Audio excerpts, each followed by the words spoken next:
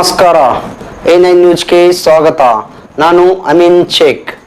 ದುರ್ಬಲರಿಗೆ ಅನ್ಯಾಯಕ್ಕೆ ಒಳಗಾದವರಿಗೆ ಕಾನೂನು ರಕ್ಷಣೆ ನೀಡುವ ಮೂಲಕ ಅವರಿಗೆ ನ್ಯಾಯ ದೊರಕಿಸುವ ಬಹುದೊಡ್ಡ ಜವಾಬ್ದಾರಿ ವಕೀಲರ ಮೇಲಿದ್ದು, ವಕೀಲರು ಕಾನೂನಿನ ಸಂಪೂರ್ಣ ಅರಿವು ಹೊಂದುವ ಮೂಲಕ ನ್ಯಾಯ ದೊರಕಿಸಲು ಮುಂದಾಗಬೇಕು ಅಂತ ಕರ್ನಾಟಕ ಉಪ ಲೋಕಾಯುಕ್ತರಾದ ನ್ಯಾಯಮೂರ್ತಿ KN ಫಣೀಂದ್ರ ಅವರು ಹೇಳಿದರು.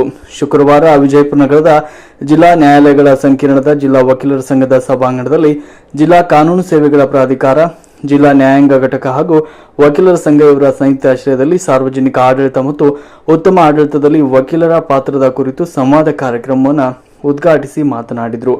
ಈ ಕಾರ್ಯಕ್ರಮದಲ್ಲಿ ಪ್ರಧಾನ ಜಿಲ್ಲಾ ಹಾಗೂ ಸತ್ರ ನ್ಯಾಯಾಧೀಶರಾದ ಶಿವಾಜಿ ನಲ್ವಡೆ, ಹಿರಿಯ ಸಿವಿಲ್ ನ್ಯಾಯಾಧೀಶರಾದ ಜಿಲ್ಲಾ ಕಾನೂನು ಸೇವೆಗಳ ಪ್ರಾಧಿಕಾರದ ಸದಸ್ಯ ಕಾರ್ಯದರ್ಶಿ ಅರವಿಂದ್ ಎಸ್ ಹಾಗರಗಿ, ಲೋಕಾಯುಕ್ತ ವಿಚಾರಣೆ ಶಾಖೆ ಉಪ ನಿಬಂಧಕ ಪ್ರಕಾಶ್ ಎಲ್ ನಾಡಗೇರ್, ಲೋಕಾಯುಕ್ತ ಕಾನೂನು ಅಭಿಪ್ರಾಯದ ಸಹಾಯಕ ನಿಬಂಧಕ ಶುಭವೀರ್, ಉಪ ಲೋಕಾಯುಕ್ತ ಆಪ್ತ ಕಾರ್ಯದರ್ಶಿ ಕಿರಣ್ PM ಪಾಟೀಲ್, ಜಿಲ್ಲಾ ವಕೀಲರ ಸಂಘದ ಅಧ್ಯಕ್ಷ ಚಾಗಶೆಟ್ಟಿ ಸೇರಿದಂತೆ ವಿವಿಧ ವಕೀಲರು ಉಪಸ್ಥಿತರಿದ್ದರು. ವಕೀಲರಾದ RS ನಂದಿ ಅವರು ಕಾರ್ಯಕ್ರಮದ ಸ್ವಾಗತ ಮಾಡಿದರು.